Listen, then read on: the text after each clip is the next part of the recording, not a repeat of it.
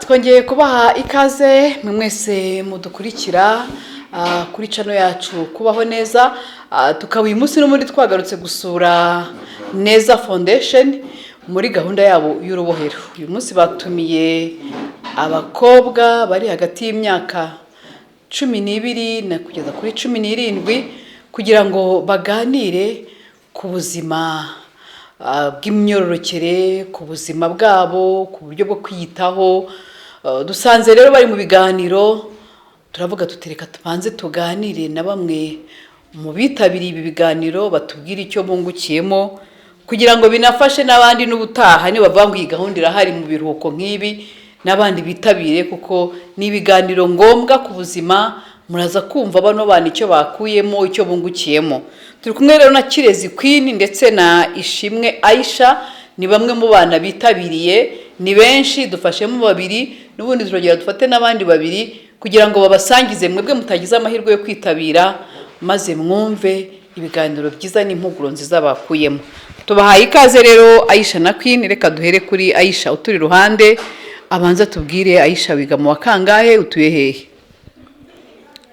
Jewe nuye mu Rurembo, nkaba mfite imyaka 16, nkaba natakiri kwiga nyine, nkaba narabaye mbihagaritse niga imyuga.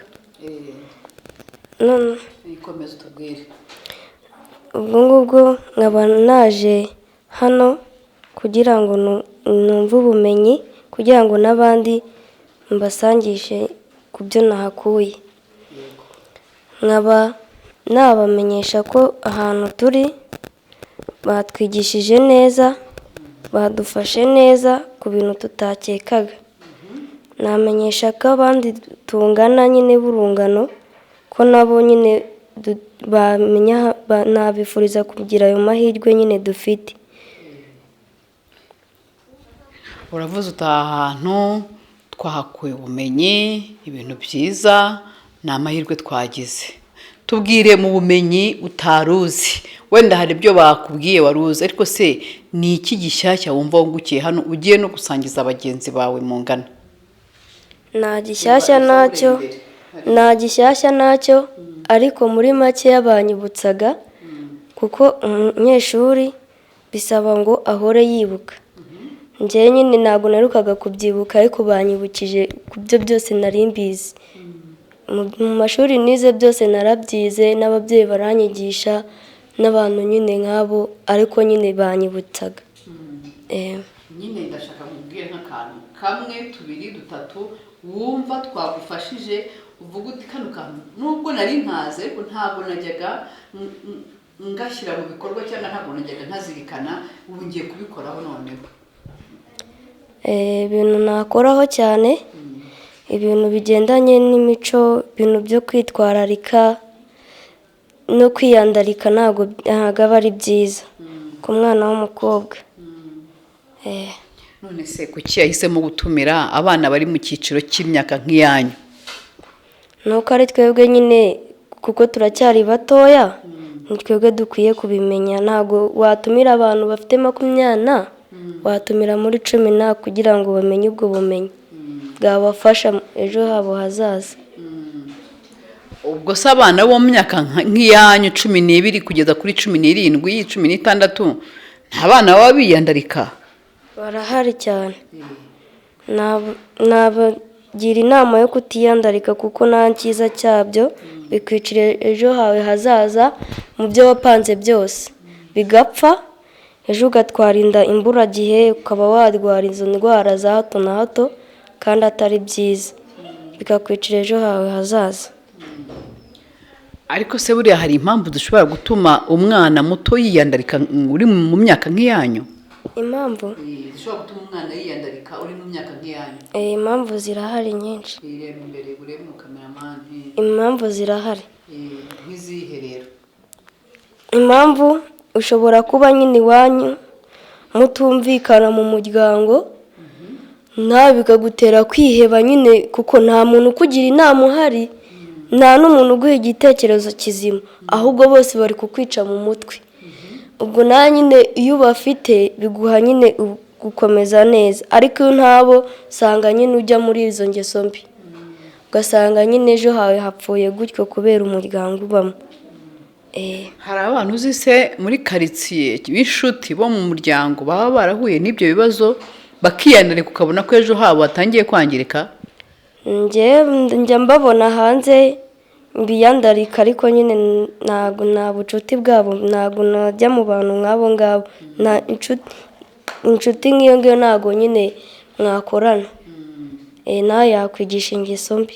ntawe rero ni imigambi ki wafashe unakurikije n'ibyo bakwibukije hano, kuko wavuze ngo wari ubizi, ni izihe ngamba wafashe kugira ngo uzagere ku ntego zawe, kugira ngo ejo heza hawe hazabe heza nk'uko ubyifuza?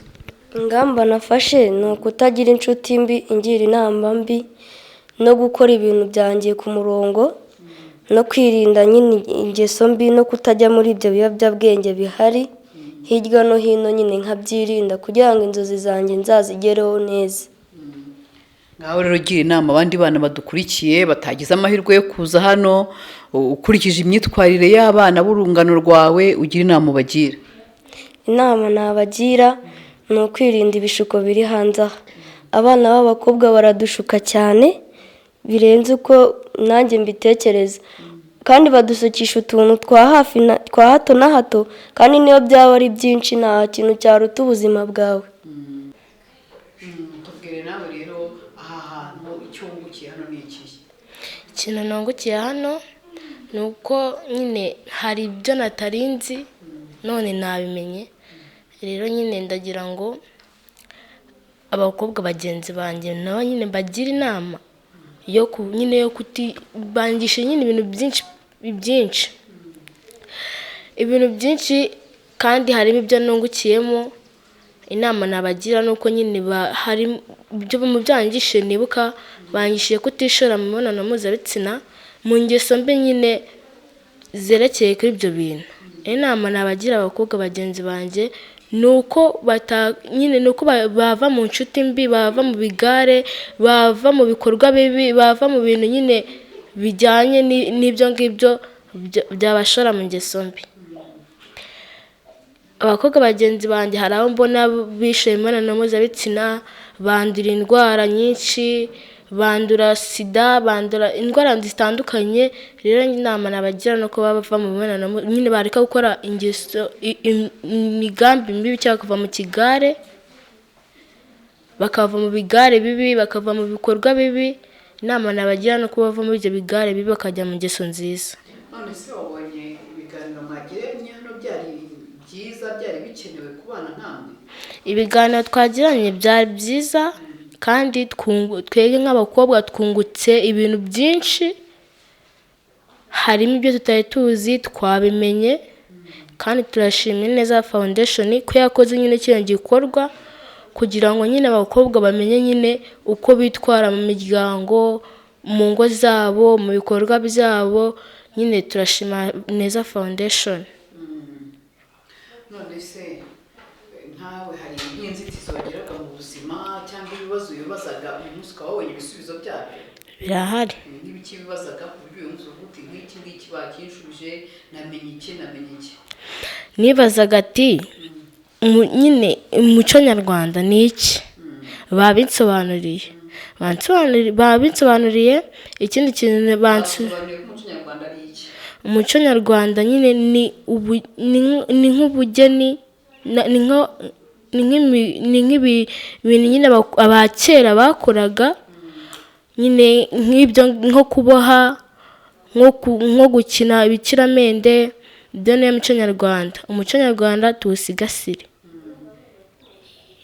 hanyuma nko ku bijyanye nawe n'umukobwa, ubonye ko mu muco nyarwanda wenda abakobwa bitwaraga gute, ku buryo twakomeza kugendera ku muco wacu nk'abana b'abakobwa mugakomeza kubahiriza umuco wa kinyarwanda?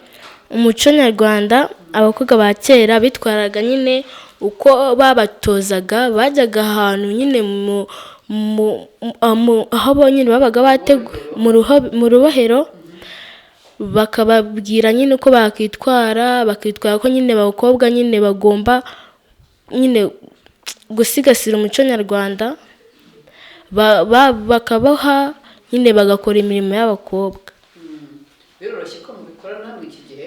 yego byashoboka. ubuse ni ubuhe butumwa ugiye kubwira abandi bana b'urungano rwawe muhura wenda n'ubutaha bakazaryoherwa n'ibyo babwiye nabo ukabazana hano mu kindi cyiciro cya kabiri cy'urubohero hano? Ubutumwa mubwira ni uko nyine nabo bakisubiraho bagasubira gukora nyine imico nyarwanda ikongera igasubiraho, tukubaka igihugu cyacu bigasubira uko kera byari bimeze. Ubu ngubu bishyizemo ububasha ko byakunda. babishatse ko umuco twongera kuwugarura mwiza warangaga abakurambere byakunda. Byashoboka. ariko mwebwe mwaje hano mu rubohero ni mwebwe muzaba imbarutso yo kongera kugarura umuco mwiza aho waturangaga kera.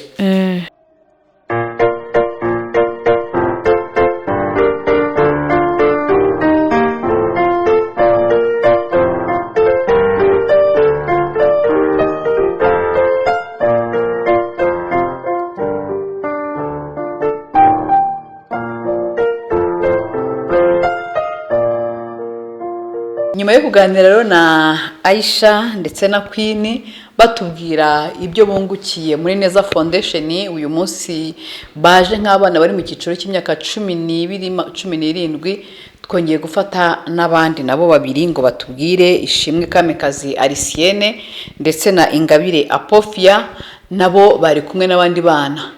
Reka duhere kuri Alicienne rero atubwire wowe n'icyo wungukiye hano.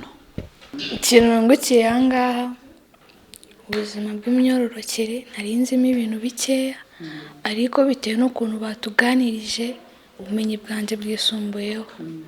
Ikindi namenye ni uko ngomba kwigirira icyizere muri njyewe, nkakora nyine mfite intego mvuga ati nzagera kuri iki ngiki, ariko batarabinganiriza ntago nari mbizi, ariko nabashije kubimenya bitewe n'ikiganiro twagiranye n'abayobozi bacu baduhuguye.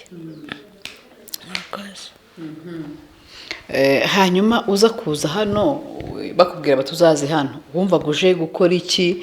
Ese icyo watekerezaga n'icyo wabonye? Yego, njye icyo natekerezaga n'icyo nabonye, kuko batubwiye ati baradushaka batuganirize. Nawe ndaza, noneho ngize amahirwe mbona ni abakobwa gusa, mpita nkeka ko nawe nta kindi wakeka, tuvuga ati ni ubuzima bw'imyororokere.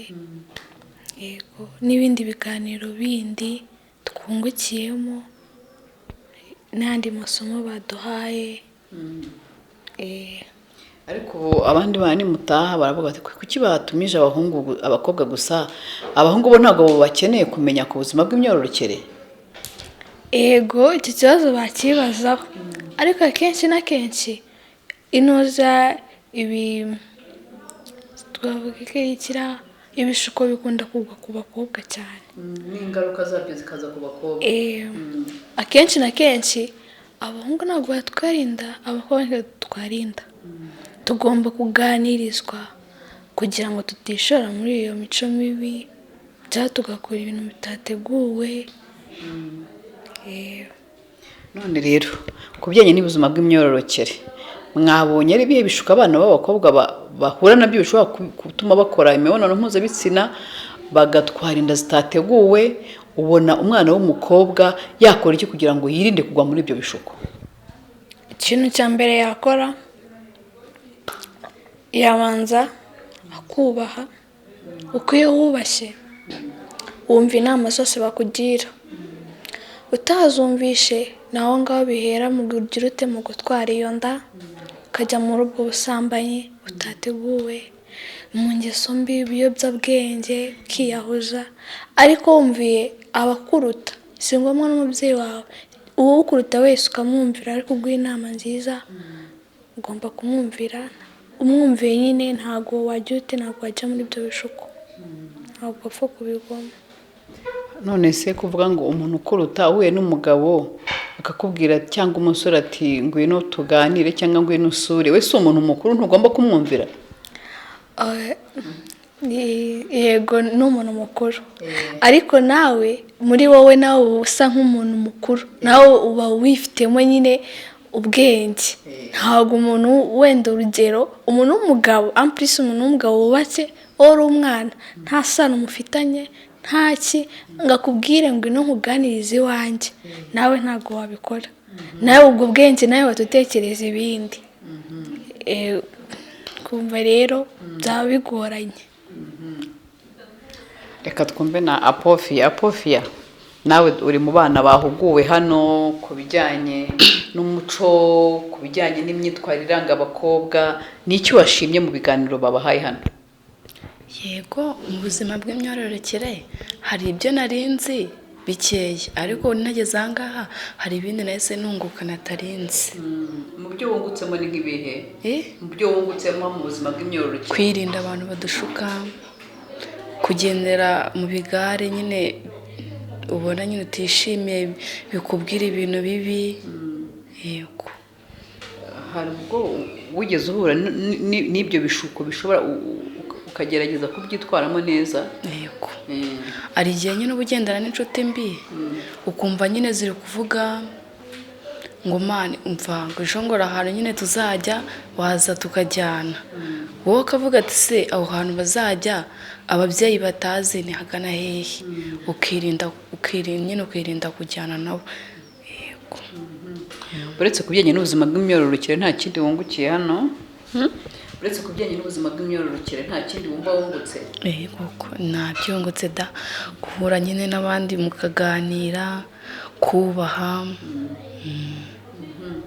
Ni iki rero ugiye gusangiza abandi bana b'inshuti zawe b'abakobwa, abo mwigana, abo mu cyiciro kimwe, mu kwa cyenda muzaba musubiye mu mashuri, uzaba ufite ubumenyi burengejeho, n'icyo uzababwira? Nzababwira nyine kugendera mu bigare bitari byiza, ntabwo aba ari byiza, no kumvira abantu nyine badushuka nka gutya ngo ufite inshuti y'umuhungu iribana ikakubwira ati ngwino ujye kunsura, ibyo bintu ntabwo wabigira inshuti yawe. Aha hantu se n'ubutaha niba batumiza ukurikije amakuru wungukiye hano, ubumenyi wungukiye hano, n'ubutaha hano muri Neza Foundation niba gutumira uzaza? Yego ko nzaza, ahubwo mbwire n'abandi tuzane. Ubu rero no mu rugo baraza kukubwira bati tubwire rero n'icyo wungukiye hariya, nko mu rugo urababwira ko wungutse iki, kandi icyo wungutse ugomba no kugishyira mu bikorwa bikagaragara. Ababyeyi nibakubwira bati tubwire aho hantu wagiye n'iki babaganirije, urababwira iki? Ndababwira nyine hari ibyo batuganirije kandi mwebwe hari ibyo nyine mutajyaga mutubwira. Kera ukuntu babohaga bategura, ibyo byose ntabwo twari tubizi. Kugenda mu bigare nyine bidateguye, no kujya gusura ngo abo basore, ibyo nabyo ntabyo twari tuzi, kandi ahangaha twabihamenyeye kandi tugomba kubyirinda. Akabazo ka nyuma rero, hari igihe nk'abana bageze mu cyiciro nk'icyanyu bagira ibibazo byinshi bibaza, ukibaza ibibazo wenda ukabura ibisubizo, ukajya kureba izo nshuti zawe, urwo rungano rwawe ukababaza, wenda n'ibyo bagusubije ukumva urashidikanya ntubyemera. Kuki mutegera ababyeyi ngo mubwire muti mama hari iki n'iki ndi kwibaza bimeze gute? Hari abambwiye ngo umwana aturuka mu mukondo, nibyo koko? Hari abambwiye ngo iyo umuntu ageze wenda mu gihe cy'uburumbuke mu mihango bigenda gutya na gutya, ese nibyo? Kuki mutinya kubibaza ababyeyi? Ega aba ntabwo twese nyine tuba dutinyutse ababyeyi bacu.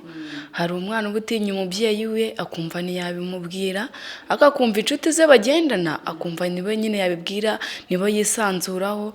Nimba se umubyeyi warabyuka ajya mu kazi arazana ntiwaryama, ubwo ibyo bintu wajya kubimubaza gute?